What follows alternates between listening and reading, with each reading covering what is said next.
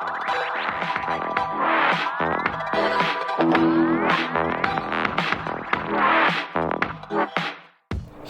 selamat pagi adik-adik. Kembali lagi bersama Kakak Dea. Kita akan membaca dan merenungkan firman Tuhan. Tapi sebelum itu, mari kita satukan hati untuk berdoa. Kita satu di dalam doa. Tuhan Yesus yang baik, terima kasih Tuhan untuk berkat penyertaan-Mu, nafas kehidupan yang Kau berikan kepada kami, sehingga pagi ini kami bisa bangun dengan tubuh yang sehat. Bapa, sebentar kami akan membaca dan merenungkan firman-Mu. Kiranya Kau memberkati kami, curahkan Roh Kudus dalam hati dan pikiran kami, agar kami dapat memahami tentang firman-Mu. Berfirmanlah Tuhan, kami anak-anak-Mu siap mendengarkan. Amin. Bacaan firman Tuhan pada pagi hari ini terambil dari Yudas pasal 1 ayat 3-9 yang menyatakan,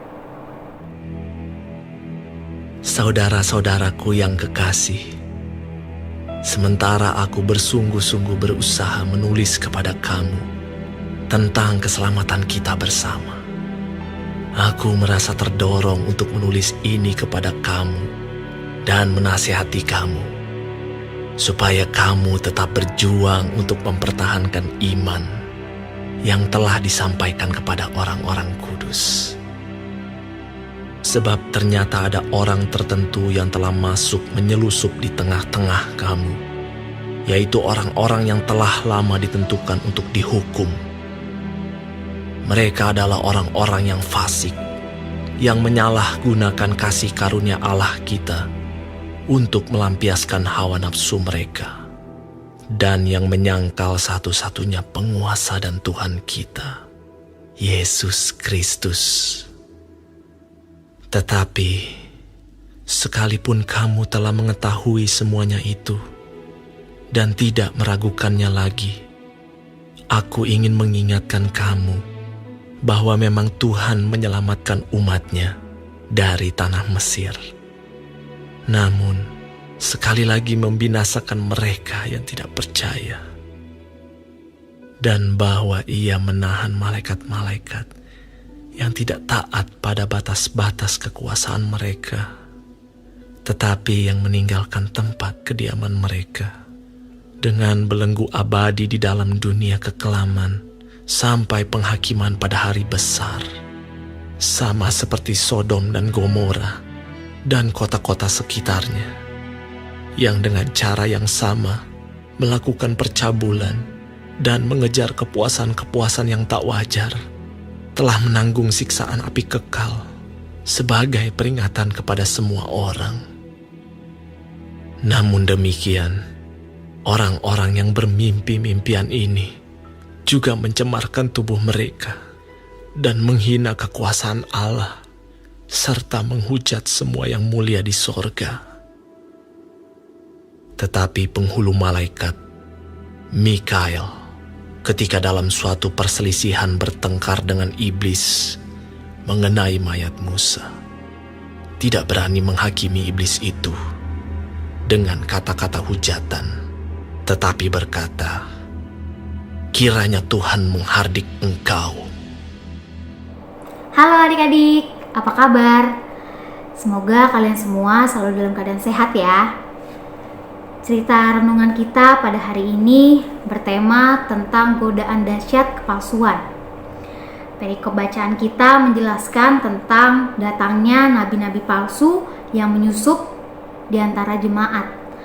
Nabi-nabi terpalsu tersebut memberikan pengajaran seolah-olah menyediakan jalan keluar untuk masalah yang dihadapi. Tetapi sebenarnya nabi palsu tersebut malah menjerumuskan jemaat. Rekan-rekan teruna, ada sebuah cerita tentang seorang putri cantik yang sedang pergi ke sebuah hutan. Di hutan tersebut, sang putri bertemu dengan 7 orang kurcaci yang baik hati. Singkat cerita, sang putri bersahabat dan sang putri diperbolehkan untuk tinggal di rumah para kurcaci tersebut. Tak lama kemudian datang seorang nenek yang menawarkan buah apel berwarna merah yang sangat menarik. Tanpa berpikir panjang, sang putri memakannya. Tidak disangka, Apel tersebut ternyata berisi racun yang membuat sang putri tertidur dalam waktu yang sangat lama. Untungnya ada seorang pangeran yang mau menolong dan menyembuhkan putri dari racun tersebut. Pasti kalian semua familiar ya dengan cerita ini. Cerita ini adalah dongeng Snow White. Dan dongeng ini merupakan contoh betapa sulitnya melawan godaan. Kita pasti setiap hari mendapat godaan. Godaan di sekolah, godaan di rumah, godaan di pergaulan, dan lain sebagainya. Godaan malas untuk berdoa, godaan untuk malas datang ke IHMPT, godaan malas untuk baca firman Tuhan. Dan ada juga godaan di pertemanan. Godaan yang sering kita hadapi adalah pamer.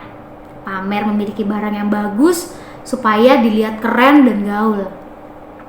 Adik-adik, satu hal yang harus kita ingat bahwa kita ini adalah manusia yang lemah. Tanpa Tuhan, kita tidak dapat melakukan apa-apa. Bagi kamu yang tidak dapat kuat menahan godaan, hendaklah kamu terus belajar firman Tuhan dan rajin berdoa agar Tuhan selalu memberikanmu kekuatan. Sebab hanya Tuhan yang dapat menolong kita untuk menghadapi banyaknya godaan yang ada di depan kita. Jadilah anak-anak yang dapat memberikan contoh yang baik untuk orang-orang di sekeliling kita. Tuhan Yesus memberkati. Amin. Oke, rekan-rekan teruna, mari kita berdoa. Tuhan Yesus yang baik, terima kasih Tuhan untuk berkat-Mu. Terima kasih untuk firman yang boleh kami dengar pada pagi hari ini. Kiranya Engkau selalu membimbing dan memberkati kami agar kami selalu menjadi anak-anak yang baik dan memberikan contoh yang baik juga untuk orang-orang sekeliling kami. Tuhan Yesus, kami akan melanjutkan aktivitas kami.